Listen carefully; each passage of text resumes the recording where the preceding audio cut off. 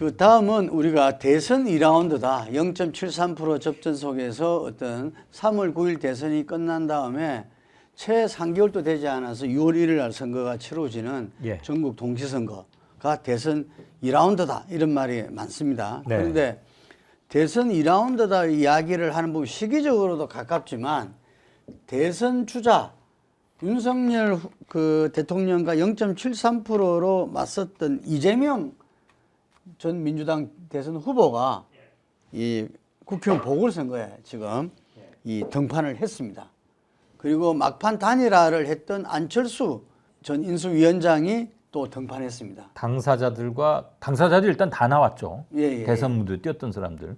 그게 유승민은 이제 졌지만 홍준표도 나와 있고 중앙대책위원회 그렇죠. 예. 다 나왔어요. 이재명, 안철수, 저 홍준표.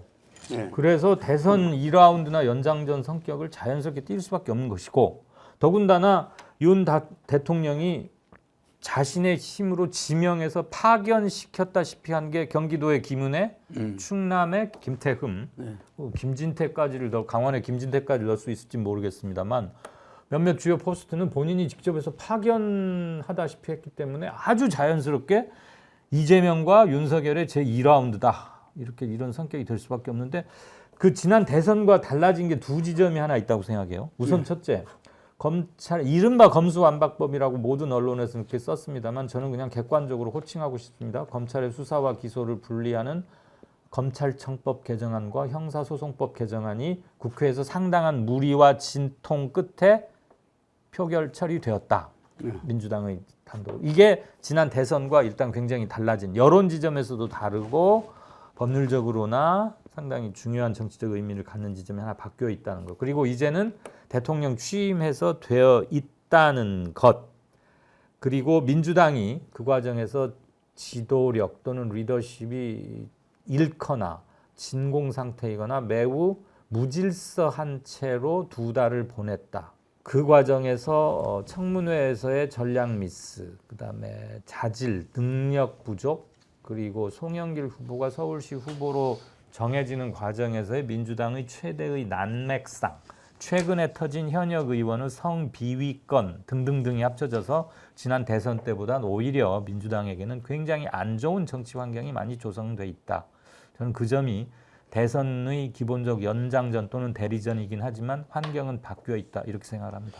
그 환경에 대한 어떤 그 우리가 진단을 한번 봤으면 좋겠는데요. 국정안정론대 정권 견제론 이번 지방선거에서 그래서 아마 KSO에서 또 조사를 이루어졌죠. 잠시 어떻게 나왔습니까? 소개를 해드릴까요? 헤럴드 경제와 저희 KSOI가 지난 5월 9일과 10일 이틀간 조사했는데요. 국정 안정을 위해서 국힘 후보를 좀 밀어야 되겠다, 거기가 돼야 되겠다가 45.7%, 견제해야 된다 45.0%. 이거 비슷하지 않나요? 지난 대선 차이하고도 거의 똑같이 0.7%포인트 차이입니다. 이건 뭐 딱 붙었다. 이렇게 해석을 더 이상 시도해서는 안 될 것 같고요. 윤 대통령 취임과 함께 당 지지율은 상당히 벌어지고 있습니다. 그렇잖아요. 정당 지지율은 갤럽 거를 보면 갤럽은 5월 10일에서 12일까지 3일간 조사했는데 국민의힘 45%, 민주당 31%입니다. 오늘 5월 16일 저희가 KSOI가 발표한 정당 지지율 보면 국민의힘 46%, 민주당 33%, 저희는 5월 13일, 14일 이틀간 조사했습니다. 조사 방식도 따로 다르고 전화번호 추출 방식도 저희는 안심번호고 두 기관이 다른데도 불구하고 정당 지지율은 매우 흡사하게 나오고 있다. 전반적으로 보자면 국민의힘 지지율이 최근 보름 사이에 5월 들어서 급격하게 가파르게 치솟고 있고 반대로 민주당은 정체거나 하락입니다. 3, 4%포인트 정도는 기본적으로 하락하고 있는데 그건 청문회에서의 민주당의 미스 그리고 당내 잡음과 지도력 부재에 따른 실망감 이런 것들이 뭉뚱그려진 게 아닌가 그렇게 봅니다. 이거는 그러면 박안주 의원 거기 나오기 전입니까? 전이고 5월 13, 14일 발표한 저희 오늘 KSOI는 일부 합쳐져 있고요. 합쳐져 있고. 네네. 근데 이것이 아직 사람들이 명확한 팩트를 잘 몰라요. 그래서 다음 주나 다다음 주쯤에는 물론 그때는 이제 지방선거가 바로 결부가 되겠습니다만 그때도 충분히 반영될 악재일 겁니다, 당연히. 기본적으로 이 대선 2라운드다 이렇게 이야기하는 거는 제가 봤을 때는 이 지금 정당 지지도 양 세력에 대한 어떤 안정론이나 견제론 이 부분들이 아마 지방선거 전반을 1차적으로 규정하는 요인이 될 것이다. 이래서 대선 2라운드를 하기 때문에 정당 지지도가 상당히 중요하거든요. 그런데 정당 지지도가 지금 현재 차이가 10%에서 점점 불어나는 추세로 되니까 지금 민주당 지도부뿐만 아니라 민주당 후보들이 굉장히 불안해하고 있어요. 그렇죠. 자기들이 할 수 있는 건 한계가 있는데 결국 중앙에서 그 부분들이 맞붙어서 예를 들면 힘을 내줘야 되는데 이 현재 이것이 정당 지지도가 10% 이상 벌어지면은 뭐 수도권 같은 접전 지역에서는 답이 없는 거죠. 그리고 개인기로 극복할 수 없는 차이입니다. 이건. 그렇죠. 후보들 간의 개인기나 역량으로 이렇게까지 큰 건 10% 이상이 차이 나면은 개인기로 극복할 수 없다. 이런 부분 속에서 다들 힘이 안 난다 이런 말을 하더라고요. 이게 그 여론조사에서도 나타나는데요. 응답자들 성향을 제가 분류를 해봤더니 저희 KSOI 5월 16일 발표한 거 보면 나는 보수다라고 답한 사람이 40.3%, 중도가 31%, 진보는 22%밖에 안 돼요. 중도가 팍 떨어졌더만요. 지금 이게 보수 40%가 넘은 것은 저희가 이 TBS하고 1년 5개월째 조사해오고 있는 와중에 최고치입니다. 보수가. 그리고 진보 22.2%는 최저치예요. 저는 그동안 1년 5, 6개월 동안 쭉 이 조사를 해오면서 이 진보 평균치를 27.5%쯤으로 보고 있거든요. 그리고 보수는 최고 많은 것을 한 38%쯤으로 보고 있어요. 그런데 요번에 보수는 40이 나왔고 진보는 22가 나왔어요. 그러니까 매우 극단적으로 즉 이른바 범진보 개혁 진영의 사람들이 정치적 발언 욕구 자체가 없어져 버린 거예요. 그냥 흥미가 없죠. 에이 허무주의랄까? 그러니까 이렇게 극단적인 수치도 나오고 그래서 이런 뭐 정당 지지율도 상당히 영향을 미칠 거라고 봅니다. 물론 지금 국힘과 민주의 정당 지지율 차이가 약 한 12, 13% 차이 나는데 백중세를 보이고 있는 지역의 지자체장 선거에서도 그렇게 차이 나리라고 보지는 않습니다. 서울조차도 저는 한 자릿수 이내 그것도 굉장히 좁혀 늘 거라고 예측은 합니다만 선거가 16일 정도밖에 남지 않았는데 이 상황에서 민주당에게는 내후 외환이 굉장히 심하다. 그것까지는 팩트인 것 같습니다. 그 대선 2라운드다고 이야기한 대선 주자들의 출마에 대해서 잠깐 좀 짚고 넘어가죠. 그 이재명 후보가 개항을 출마를 이렇게 하고 지금 계속 다니고 있어요. 보니까 취임식 날도 계속 개항을 누비고 있더라고요. 이게. 본인은 뭐 거기서 이제 인천 개항을 중심으로 해서 점점 확산이 돼가지고 동심원처럼 인천시장 선거에도 영향을 미치고 인접해 있는 수도권 경기지사에도 영향을 미쳐야 체면이 쓰고 밥값하는 거 아니겠습니까? 그래야 이번 선거에서 최소한의 성적은 거둬야 8월 달에 당대표에 도전할 수 있는 근거지가 마련이 될 텐데 개항해서 자기 혼자 뺏짓하는 것은 뭐 큰 감동 요인이거나 득점 요인은 아닐 거고요. 갤럽에서 물어봤더니 이재명 전 대선 후보 현 상임고문이 개항 의뢰 국회의원 되겠다고 출마한 거에 대해서 어떻게 생각하시오? 그랬더니 긍정적이다 37%, 부정이 무려 48%나 나왔어요. 11%포인트 차이로 부정 여론이 많습니다. 뉴스토마토도 조사를 한번 해봤는데 이건 10에서 11일 이틀간 조사했습니다. 찬성한다 43.9, 그러니까 44 되죠. 반대 44.3. 이건 거의 똑같이 나왔어요. 적어도 개항 의뢰, 개항을 국회의원 보궐선거에 출마하는 거에 대해서 우호적인 여론이 많지는 않다는 걸 우리는 확인할 수 있습니다. 이재명 후보가 본인이 생각할 때도 너무 좀 이른 등판이기 때문에 주저했다. 그렇죠. 본인도 그 부분에 대해서는 뭐 흔쾌히 수락한 바가 없고 눈치 많이 보다가 나왔죠. 그랬는데 당의 요청에서 지방선거에서 우리가 참패하면 그 다음이 없다. 그래서 당을 구해달라. 구당 정신으로 나왔다 이런 이야기를 합니다. 그러려면 지금 현재 수도권에서 본인이 나온 지역 인천뿐만 아니라 경기까지. 이게 지난 대선에서 인천 경기는 다 이재명 후보가 이겼던 지역입니다. 그렇죠. 인천 2% 아마 경기가 한 5% 정도. 포인트. 이 정도 이겼던 지역이기 때문에 이 두 부분은 이렇게 그 이재명 이 상임고문 이재명 후보가 이겨내야만 되는 그런 지역이죠. 만약에 이 두 지역을 그렇게 이겨내면 지방선거 전체를 민주당이 승리했다고도 말할 수 있는 거거든요. 지지는 않았다고 할 수 있는 거죠, 최소한. 아니 수도권은 어쨌든 뭐 딴 데야 그렇다 하더라도 예. 승리했다까지 이야기할 수 있습니다. 인천하고 경기를 지켜내면 네, 그렇죠. 5.5 완승은 아니더라도 개수가 중요한 게 아니라 어쨌든 정치적 의미가 그렇죠. 그런데 완승은 아니더라도 이겼다고 할 수 있죠. 지금 보면은 인천에서 그 바람이 이렇게 크지 않다는 이야기들이 많아요. 맞습니다. 근데 네. 지금 이제 개항을 떠나서 이제 다른 지역도 지금 유세를 다니고 있어요. 이게. 예. 그랬다가 뭐 어제는 그 벤치 위에 신발 신고 올라갔다고 또 옛날에 그 차 안에서 윤석열이 발 뻗어가지고 구두 신고 그랬는데 예.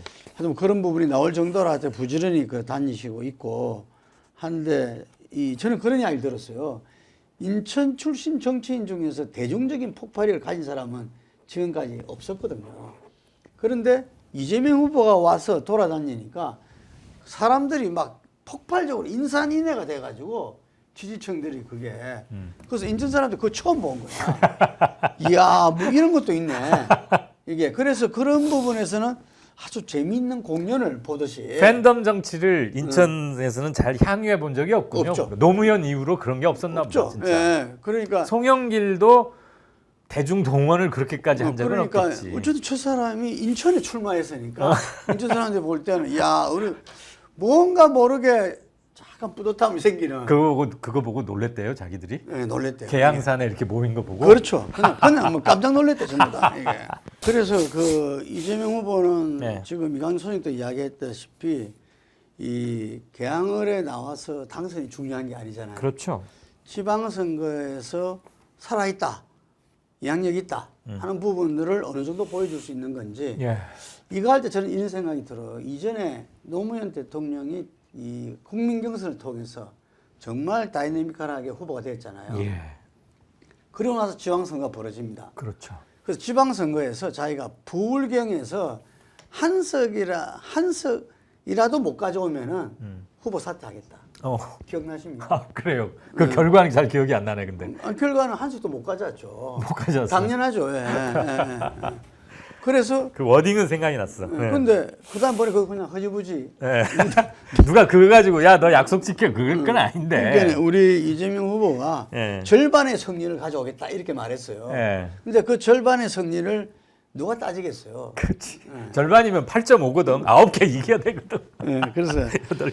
그런데 그럼에도 불구하고 출마한 건 어쨌든 아까 말한 대로 이 구당론 당을 구해달라라는 부분이 있었지만 또 본인도 지금 이번 선거를 통해서 많은 의원들이 이른바 친명파 의원들이 생긴 거 아닙니까? 네. 이게 그래서 이제 그분들이 어쨌든 당을 갖다가 이 핵심을 구축해 가지고 장악해야 다음 또 있다. 뭐 이런 이야기들이 있고 국회의원들한테 제일 중요한 건 공천이거든요. 그렇죠. 예, 다음 선거 바로 2년 뒤에 다가온 공천이고 그 공천의 결정 권한을 가진 게 8월달 전당대 지도부거든요. 예. 그래서 거기에서 그 당 대표로 이렇게 출마한다 했을 때는 이 지방선거에 뭔가 기여를 하고 그 다음에 나오는 게 맞다.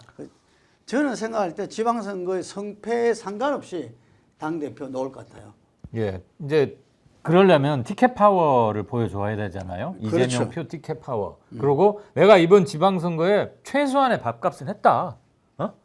이만큼의 이만큼의 수확을 하는데 승리일지 만족스러운 승리까지 안 될지는 아직은 모르지만 이런 수확을 거두는데 내가 어느 정도 기여를 했다. 내 밥값 하지 않았으냐. 그러니 내가 당 한번 접수해서 뭐 해보겠다는데 표 밀어주시오. 이게 건덕지가 필요하잖아요. 쉽게 말하면. 근데 그거를 타겟은 바로 인천이 아니라 경기입니다. 그렇습니다. 출마는 인천에 했지만 그래서 많은 사람들이 이번에 안철수가 나왔던 그 지역에서 자기 성남시잖아요. 분당갑에서 네. 안철수를 이겨버리고 국회의원 보궐선거에서 이기면 이건 두말할 필요가 없이 탄탄한 자기 걸 확인하는 무대인데 그게 아니고 결과적으로는 분당갑을 피해서 인천으로 도망간 꼴이 됐기 때문에 더더욱 경기나 인천시장을 확실히 당선시켜야 할 이유가 더 생긴 거죠. 박영선 전 서울시장 후보가 뼈아픈 이야기를 했죠. 네. 이 시대에는 노무현 같은 정치인은 이제 없는 모양이다.